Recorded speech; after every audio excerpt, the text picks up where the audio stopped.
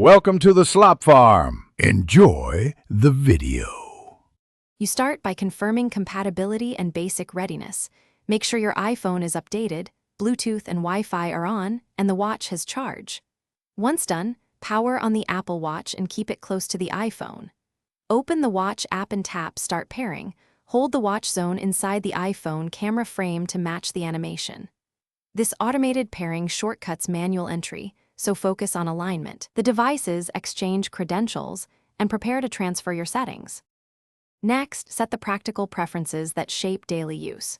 Pick your wrist, set a secure passcode, and enable wrist detection so the watch locks when removed. Then grant health and activity permissions and add Apple Pay cards if you want contactless payments. This is why you paired with your Apple ID.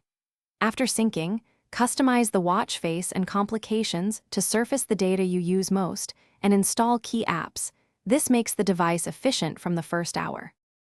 Finish by letting the watch complete its sync. Check that health entries, messages, and notification rules are flowing correctly. Make quick tests. Place a call, play music, start a GPS workout, and verify emergency features like fall detection. If everything looks right, personalize app layout and set battery preferences. If something breaks, pairing, or missing data, restart both devices, ensure iOS and watchOS are updated, then try pairing again. That sequence fixes most connection and sync errors. Thanks for watching. Consider subscribing if we helped you today.